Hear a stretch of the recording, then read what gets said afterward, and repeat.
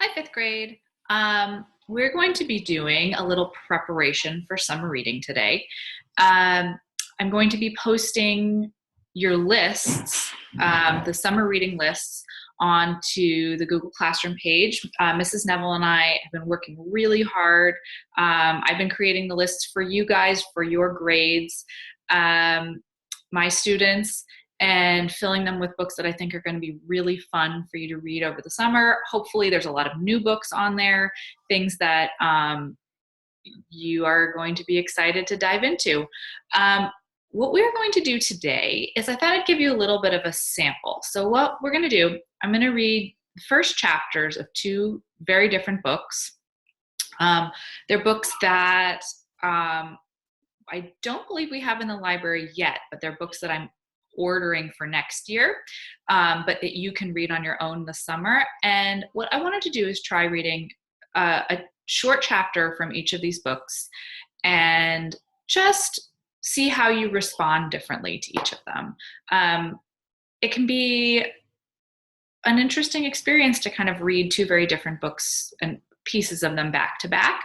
And as you're thinking about what you might want to read this summer, think about what specifically you respond to in different types of books. So is it the characters? Is it the genre? Is there a particular genre that you really love? You love reading fantasy. You love reading historical fiction. You love reading humorous books. You might respond to the style of the writing, the language that's used, the characters. Is there a particular character who's especially interesting? The setting. Both of these books, actually, that we're going to read from today, the setting is something that really stood out to me. So as you're listening, I want everybody to really pay attention to what it is that you respond to in each book. You may respond in a negative way. You may say, these books are not for me. I'm going to read something totally different, which is fine. But after we read, I'm going to post another Padlet like last week. I hope everybody has had a chance to respond to that. I'd seen a lot of responses, but not everybody. So if you haven't responded to the news Padlet yet, with the article that you read last week, please do that. This week, I'm going to post another one where you can respond with just a short, like one sentence response of which, or it could be either, it could be both books, or which book you really responded to and that seemed especially interesting, and why. Like what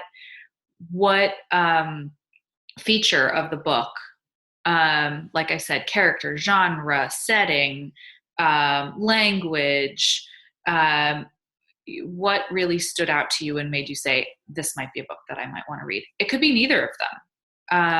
You could say, neither of these books seemed like books for me. I like reading something else specific instead. So I'm going to get started. I won't read too long, just really a few pages from each so that we have time to experience both of them. The first one I'm going to read from is called Beyond the Bright Sea by Lauren Wolk. Now, this author I first learned about from her book, Wolf Hollow, which some of you have read, I know. It's a favorite of mine from recent years. It's a really serious, intense book that's historical. This book is a little different. It's more of a journey of one character, one child. It takes place on an isolated island in Massachusetts. And the main character was abandoned as a baby and is raised by this older, kind of very isolated person on this island. And she, as this book is taking place, is deciding to look for her roots and for who her real parents were. So this is called Beyond the Bright Sea by Lauren Wolk. I'm going to read the prologue and page or two of the first chapter. So this is set the Elizabeth Islands off the coast of Woods Hole, Massachusetts. Now, this is a place that I had never heard of before, and I even lived in Massachusetts for a while, and the setting is 1925. Prologue. My name is Crow. When I was a baby, someone tucked me into an old boat and pushed me out to sea. I washed up on a tiny island, like a seed riding the tide. It was Osh who found me and took me in, who taught me how to put roots down, how to thrive on sun and rain, how to understand what it is to bloom. The island is where we found each other. It was small but strong, anchored by a great pile of black rock that sheltered our cottage, a ramshackle place built from bits of lost ships, nestled in a bed of earth and sea muck, alongside a small garden and the skiff that took us wherever our feet could not. We didn't need anything else, not in the beginning. At low tide, we could cross easily to the next island, Cuttyhunk, through the shallows strewn with bootlace weeds and minnows. At high tide, the cottage sat so close to the risen sea that it felt nearly like a boat itself. For a long time, I was the happiest as the water rose and set apart on our own. So just the two of us decided everything there was to decide. And then one night, when I was 12, I saw a fire burning on Pennakees, the island where no one ever went. And I decided on my own that it was time to find out where I'd come from and why I'd been sent away. But I didn't understand what I was risking until I'd nearly lost it all. And that is the introduction. I'm just going to read the first 2 pages of chapter 1. You can see this was the prologue. I feel like it does a really good job of drawing you in and really setting the scene. The next chapter here, first chapter, chapter 1, we'll read like 2 pages of it. I'll never know for sure when I was born. Not exactly. On the morning Osh found me, I was just hours old, but he had no calendar and didn't much care what day it was, so we always marked my birth by whatever midsummer day felt right. The same felt true of other milestones, moments that had nothing to do with calendars. Like the day Mouse showed up at our door, whisker thin, and decided the cottage was hers too, much as I had. Or the first time Osh let me take the tiller off our skiff while he sat in the bow and let the sun coddle his face for a while, his back against the mast, the fine spray veiling him in rainbows. Or the ebb tide, when a white-sided dolphin stranded on our shore.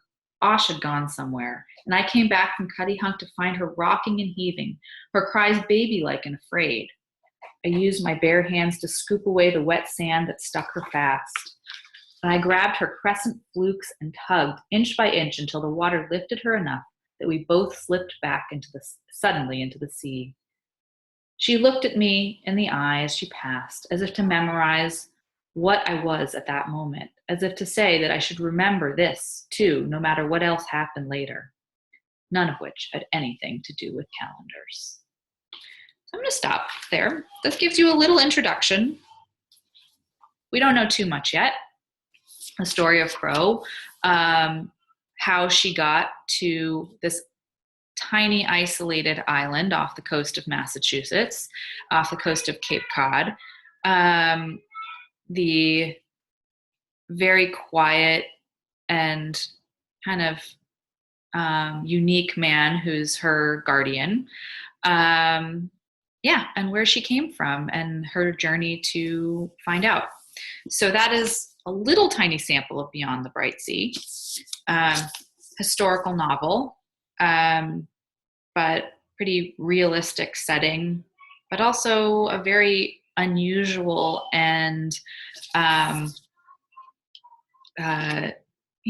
it's not your average story of an orphan that washes up on a rocky island and is raised by a hermit, a man living all by himself. I love her writing. I hope you do too. And if you liked Wolf Hollow, this might be a book for you. I'm going to read a few pages now of a very different book, and I'm going to have to show you some of it and read you some of it. I don't know if anybody has read books by Brian Selznick before. Brian Selznick wrote the book, The Invention of Hugo Cabret. It won just about every award that's out there. Caldecott Honor, Newbery Honor. And it was made into a movie. The movie is actually quite good. But the book is amazing. If you haven't read Hugo Cabret, I believe it's on, it might not be on your 6th grade list, it might be on the 5th grade list. But The Marvels is his most recent book like this. Brian Selznick has written 3 of these books that look enormously thick, right? But they are a totally different reading experience than any other novel because, and I know many of you like reading graphic novels, half of these books are done in pictures. Half of them are written like a regular novel. It's not like a regular graphic novel where you have, the panels with characters speaking to each other like that.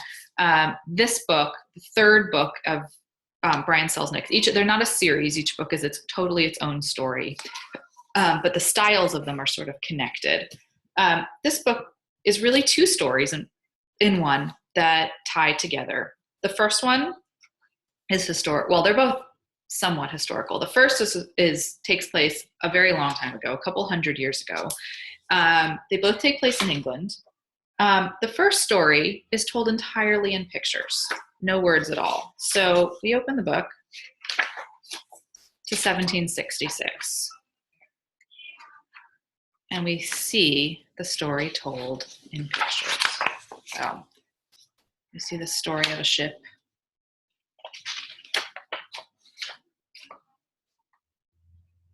And I'm just giving you a little sample. We won't even really tell the story together. But just notice, you see a girl tied up on a ship, afraid of something, some kind of creature over here. A dragon. And I'll flip through a little bit more. We have a boy working in a theater. So the first story is the story of a boy who is the son of actors who work in a theater. His life, his adventures, the characters that his family plays, a tragedy. The second story is a more modern story about basically a boy who comes looking for something. In some ways similar to Beyond the Bright Sea, looking for a home, looking for his past. And I'm going to read you the first few pages of the second half. So like I said, the first half is told entirely in pictures. The second half is told entirely in text. Joseph was lost. Somewhere far away, the headlights of a car swept through the snowy night. He stopped to rest on a low passageway off an ancient cobblestone street. A single rustling streetlight flickered nearby. He put down his heavy suitcase, dried off his glasses, and coughed. He was shocked he'd made it all the way to London without being caught. But then the headmaster at St. Anthony's was probably relieved that he was gone. Joseph leaned against the wall and pulled out the map that he and Blink had made. They'd marked his Uncle Albert's house at 18 Folgate Street with a big red X, as if they were looking for treasure. All Joseph knew about his uncle was a few overheard words from his mother through the years and a line in her address book, A. Nightingale, as if he were related to a bird. He had no idea what his uncle would say if he showed up unexpectedly at his house. He prayed A. Nightingale was a generous man, more generous than Joseph's parents anyway, and he'd let Joseph stay for a few days to figure out how to help him track down Blink. Joseph had forgotten his gloves on the train. His hands were shaking. He couldn't make sense of the map at all. If only he'd run away with Blink when he had a chance. He wouldn't be standing here alone and freezing. Hazy blue light made Joseph think of the nights that two of them would sneak off to some empty room in school, light a candle, read out loud to each other from one of Blink's books. They'd quickly get caught up in adventures with characters with names like Pip and Mowgli and Prince Caspian. It was while reading Kidnapped by Robert Louis Stevenson that they first got the idea to run away together. Joseph knew that it was just a game, but it was fun to imagine themselves on pirate ships or alone on a desert island. Soon their stories grew more complex. They dreamed of finding abandoned mansions in the woods and vanishing into secret chambers and ancient castles. Once Joseph mentioned that he had an uncle in London he'd never met, and Blink insisted that he get the address, just in case they were ever really able to run away. Joseph laughed, but As a surprise for Blink, he snuck into his mother's room during a visit home and copied down his uncle's address, which he proudly handed over when he returned to school. That night, instead of reading together, the two boys huddled in the library, creating a detailed map of the route that would lead from St. Anthony's in Cornwall to Albert Nightingale's house in the area of London called Spitalfields, where their adventures would begin. It was the same map that Joseph was now holding in the middle of the snowstorm, a couple days after Christmas, lost in a city he didn't know. He was supposed to be here with Blink, but Blink was gone, leaving behind nothing except a single book, and Joseph had no idea if he'd ever see him again. There was no one else Joseph could talk to about any of this, least of all his parents. They were always expressing concern that he spent too much time lost inside stories, and now it seemed that that's what had actually happened. A dog barked off in the distance, and the wind suddenly snatched the little map from Joseph's shivering fingers. He picked up his suitcase and ran after it towards a group of vagrants who were warming themselves over a fire by the side of the road. Joseph watched as the map was plucked out of the snow by one of the men, and looked at it briefly, turned it over, and crumpled it into a ball and fed it to the flames. Sparks lifted up the tiny fire like orange insects, zigzagged in the air, and vanished. Joseph panicked. What could he do without the map? He wondered if he should return to the Liverpool Street station and make his way back to school, but he'd already turned down so many streets and passed through so many little alleys, he wasn't sure he'd even be able to find the station again. And besides, the school probably wouldn't take him back now. He looked at his watch. It read 11:16. The barking dog he'd heard before got louder, and suddenly a white blur came barreling down the snow. It raced past him like a rock speeding down the mountainside. A sound high in the air bounced off the brick walls and repeated itself. Marcus! Joseph, half blinded by the snow and the darkness, turned a corner and ran straight into a boy who seemed to appear out of nowhere. The boy was out of breath. His teeth were chattering. He was taller than Joseph, almost the same height as Blink, and he was wearing a blue cap. Hey, gasped the boy, watch out! Joseph coughed. Have you seen Marcus? Who? My dog. He's white. It's so hard to find him in the snow. His name's Marcus. Joseph adjusted his glasses and pointed down the street. He ran that way. The boy smiled and turned, and then stopped to look. You have a suitcase. Why do you have a suitcase? It's the middle of the night, and it's snowing. The boy took a step closer. Are you running away? I'm looking for Folgate Street. It's right near my flat. Joseph felt a wave of relief wash over him. Fantastic. But the only person who lives on Folgate Street is... Wait, who are you looking for? My uncle. Not Albert Nightingale. Yes, you know him? Of course I know him. Everyone knows him. But what? Why does he live like that? Like what? You don't know? Don't know what? I've never even met him. Please, just tell me where he is. I'm freezing. I'm freezing too, said the boy. I've been out here for hours looking for Snowball. Who's Snowball? My dog. How many dogs did you lose? The boy stared at Joseph. What are you talking about? You said your dog's name is Marcus. Oh, right. No, I don't think that's it. It would upset my mom too much, and my dad probably wouldn't like it either. Maybe Paddington. You don't know your own dog's name? Not yet. Joseph was confused, but he was distracted by the wind whipping down the street and the cold water seeping into his shoes. He looked again at his watch. What time is it? Asked the boy. It must be late. I don't know. You just looked at your watch. It's broken. Then why did you look at it? Joseph's head was pounding. He didn't feel like talking. He just wanted to find his uncle. Why don't you get your watch fixed? Asked the boy. I don't want to get it fixed. Why not? What use is wearing a broken watch? Joseph wasn't about to tell the stranger the real reason he wore the watch and that he was losing his patience. What use is chasing a dog whose name you don't know? He turned down the street. He'd find his uncle's house on his own. It couldn't be far now. Wait, came a voice behind Joseph. I'm sorry. Joseph kept walking. The boy jumped in front of him. What time is it? Go away. Don't be stroppy. I mean, what time is your watch stuck at? Joseph didn't like this boy at all.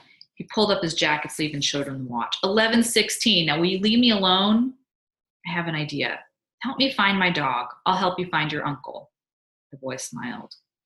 Joseph sighed. Do you promise? The boy adjusted his cap. His nose was bright red. Good, let's go. He ran down the street shouting, Pudding! Paddington! How will you know which name you get right? Joseph asked, trying to keep up. When he answers to it. Joseph tossed back into the labyrinth of ancient streets and followed the boy, shouting the names of dogs he'd read in books. Bullseye, Toto, Snowy, Pongo. Then they both tried to catch their breath. Look, said the boy, pointing to a sign. My father's shop. The sign read, Bloom's Bakery. A light was on in the window of the shop, and a shadowy figure passed behind the closed curtains. There's my dad. Keep your voice down. He doesn't know you're out here? The boy shook his head. Do your parents know you're out here? Joseph's parents didn't really know anything about him. They lived lives of great privilege. Their servants and their money and their travels didn't include him. He glanced up at the window and changed the subject. You live above a bakery? He asked. No, whispered the boy. But come on, this way. Soon a church steeple appeared in the distance, silhouetted against the moon, and the boys came along a long row of brick buildings, all separated by a series of glass roofs held up by cast iron frames. The openings between the buildings led into a vast nighttime marketplace, lit by a procession of fluorescent lights. I'm just going to read a couple more paragraphs here. Actually, I'm going to skip to this last page. So,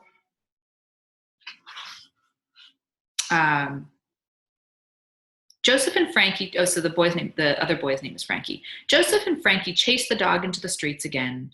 After a few minutes, Joseph bent over to catch his breath and he dropped the suitcase. It sprung open as he looked down at his clothes and books in the snow. His glasses slid off his nose. Hello, Joseph yelled. He found his glasses, dried them off, and put them back on. Frankie! There was no answer. You promised you'd help me. Joseph returned everything to the suitcase, pausing when he came to a bright red book Blink had left behind. Carefully dried it off as much as possible and gently ran his hand along the cover. In gold letters read, The Collected Poems of William Butler Yeats. Joseph set it safely in his suitcase. He needed to find someplace warm soon. He looked for an open doorway or a place he could escape from the snow for a while. Finally, the howling wind took pity and spoke to him from far away. Follow the ship. It sounded like the beginning of a pirate adventure that he and Blink would have loved. And then it came again. He realized it was Frankie's voice calling him to some other street. What ship? Joseph trembled. Answer me. There was no ocean, no dock, nothing at all nearby, just streets and parked cars and darkness and snow. Follow the ship. Joseph looked up into the sky. He wasn't sure why. Maybe he was looking for a moon or a star or a chimney or a plume of smoke to guide him. He thought he saw something far away glint in the dark and found himself walking towards a mysterious glow. And there it was. Appearing through the snow high in the air was a golden sailing ship. Like a dream a sailor might have had. Joseph thought of The Little Match Girl, a story he'd read in school last year about a girl who ended up dead in the snow after freezing a night filled with beautiful visions. Joseph hoped he wasn't imagining this golden ship, and he prayed for his own story wouldn't turn out like The Little Match Girl's.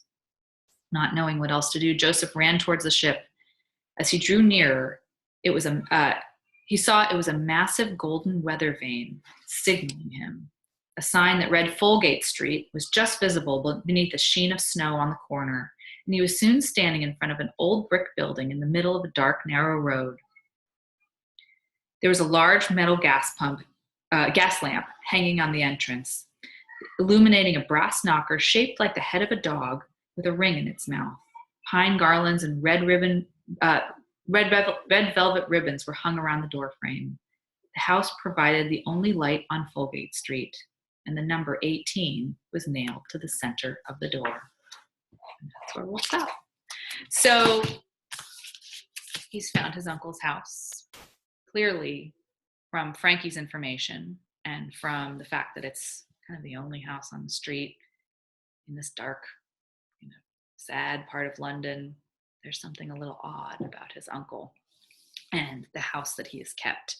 So, and you will see how these two stories, the shipwreck, the theater in the first part with the pictures, and this strange house that he's arrived in the second part of the text, are connected.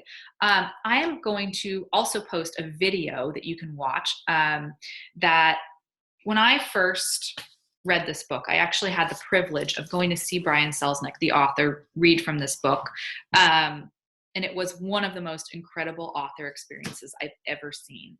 And he read from, I shouldn't say he read from the book. He showed the illustrations from this first part of the book with piano music played behind it. And it was like a silent movie, and it was one of the most beautiful things I've ever seen. It's on his website, and I will post a link to that. You can watch it. It's like watching a really cool, like short silent movie. And I think it's a really great introduction to the book. So think about your responses to these books. What did you like about them? What do you want to read this summer? Doesn't have to be one of these, but I would like to hear your response to these books as well. Just write me a sentence on the Padlet, what you liked, what was interesting, what you preferred, and we'll just have a little discussion that way. Thank you. Have a great week, everybody. Next week, we're going to meet on Zoom. It'll be our last week together. I can't believe that we're there already. And looking forward to seeing you then. Thanks.